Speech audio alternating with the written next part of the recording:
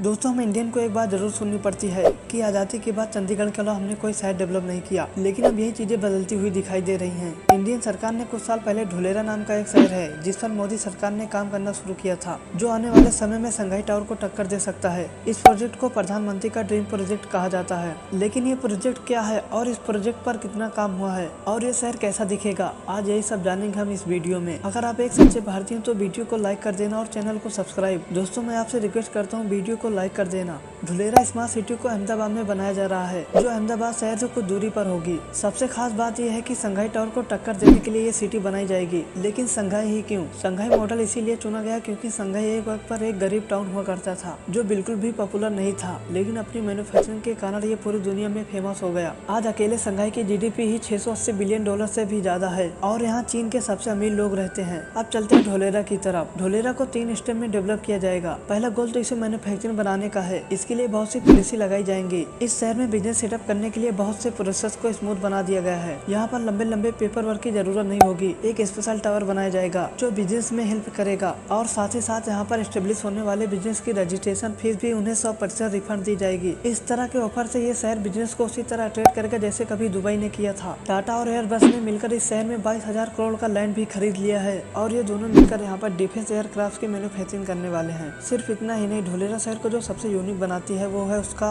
Black and blank concept. ज्यादातर company इसको business setup करने के लिए पहले जमीन खरीदनी पड़ती है, फिर वहाँ पर फैक्ट्री बनाई जाती है, रॉ मटेरियल लाने के लिए इंस्पेक्टर खड़ा किया जाता है, फिर कई सालों में जब ये सब कंप्लीट हो जाता है तो जाकर वहाँ पर काम शुरू होता है। लेकिन ढोलेरा का ब्लैक एंड ब्लैंक कॉन्सेप्ट को अकॉर्डिंग पहले से इस तरह फैक्ट्री और बाकी शहरों इंस्पेक्टर यहाँ पर डेवलप होगा। बस यहाँ पर कंपनीज को आना है और जमीन खरीदनी है, बाकी सभी चीजें उन्हें रेडीमेड ही मिल जाएंगी। इस वजह से यहाँ पर जल्दी काम शुरू कर पाएंगे। इन सभी कारणों से पिछले कई महीनों में ढोलेरा की लैंड प्राइजेस 40% तक बढ़ गई हैं और इस स्मार्ट सिटी में यूएस, यूके, जापान, कनाडा जैसे देश भी इंटरेस्ट दिखा रहे हैं। प्लान ये भी किया गया है कि इस शहर को 100% सोलर पावर से चलाया जाएगा और इसीलिए भारत का सबसे बड़ा सोलर पार्क बनाया जा रहा है जो 5000 WH की कैपेसिटी पर ऑपरेट करेगा। तो ये था स्टेप 1। इस शहर को एक फ्री वाईफाई जोन में बदल दिया जाएगा और रोड इंफ्रास्ट्रक्चर और ट्रैफिक को बहुत ही हाईटेक तरीके से अप्रोच किया जाएगा। इसे दुबई के न्यूरल नेटवर्क पर बनाया जाएगा जहां शहर भर में 50,000 से ज्यादा सीसीटीवी कैमरे सेंसर हमेशा ही अलर्ट रहेंगे और किसी भी तरह का एक्सीडेंट या फिर इमरजेंसी होने पर ऑटोमेटिक इमरजेंसी सर्विस अलर्ट हो जाएगी और मौके पर पहुंच जाएगी। जिस तरह चीन की संघाई टेक्नोलॉजी लोगों को आइडेंटिफाई कर लेती है और क्रिमिनल को शहर में खुला घूमने से रोक लेती है, वैसे ही टेक्नोलॉजी शहर में भी कराई जाएगी जिससे यहाँ रहने वाले लोग हमेशा सेफ महसूस कर सकें।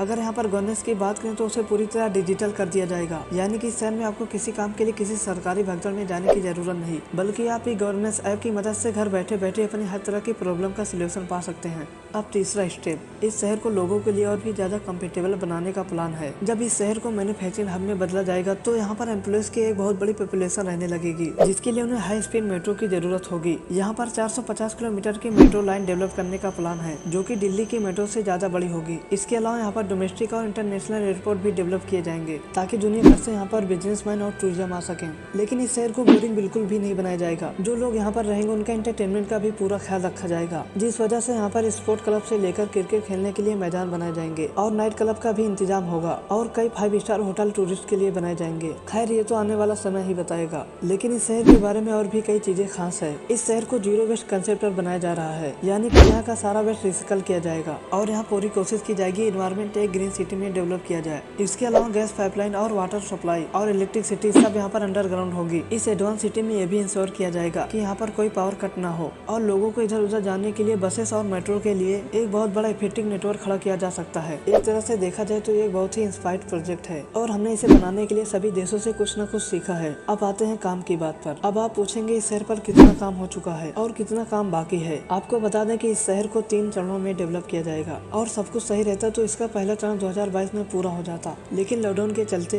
इस प्रोजेक्ट को भी कई परेशानियों का सामना करना पड़ा। लेकिन इसका ये मतलब नहीं कि यहाँ पर काम नहीं हुआ। अभी तक इस शहर के 22.5 किलोमीटर हिस्सों को डेवलप कर लिया गया है और इसका एयरपोर्ट भी लगभग कुछ समय में बनकर तैयार हो जाएगा और ढोलेरा को अहमदाबाद से जोड़ने वाली हाईवे 30 से 35% तक बन चुका है। जैसे जैसे यह शहर अपना बेसिक आकार लेना शुरू करेगा, यहाँ पर लोग भी रहना शुरू कर देंगे और कंपनी भी आने लगेंगी और शहर का डेवलपमेंट भी साथ ही साथ होता रहेगा। काम तो हो रहा है, लेकिन आप इतिहास उठाकर देखो तो इस तरह शहर को डेवलप होने में लगभग 30 साल लग ही जाता है। लेकिन दोस्तों अभी से ही लोगों ने यहाँ पर लैंड खरीदना शुरू कर दिया है ताकि जल्दी इन्वेस्ट करके बाद में प्रॉफिट कमा सके। लेकिन धीरे धीरे कंपनी सेटअप होने के बाद यहाँ पर प्रॉपर्टी लेना और भी मुश्किल हो जाएगा। इसे भारत की मुंबई या बेंगलोर शहर की तरह बिजी और 24 घंटा चलने वाले शहर की तरह देखा जा रहा है, जो कि गुजरात को ही नहीं बल्कि भारत को भी कई आगे ले जाएगा। 11 लाख लोगों के लिए बनाए जाने वाला शहर, इसमें सरकार अब तक 20,000 करोड़ से भी ज्यादा की इन्वेस्टमेंट कर चुकी है और ये उम्मीद की जा रही है कि इसी तरह की और भी सिटी डेवलप की जाएगी। और यही बात है कि दुबई और शंघाई जैसे शहरों में बड़ी बड़ी कंपनी आना पसंद करती हैं, क्योंकि वहाँ पर न सिर्फ ऑफिस सेटअप करना आसान है बल्कि वहाँ की सरकार भी इन कंपनियों को वो सारी सुविधा देती है जो उन्हें बाकी शहरों में नहीं मिल सकती। इस तरह के प्रोजेक्ट से भारत में बहुत सारे इन्वेस्टमेंट ही नहीं आएंगे बल्कि हमारा एक्सपोर्ट सेक्टर भी मजबूत होगा।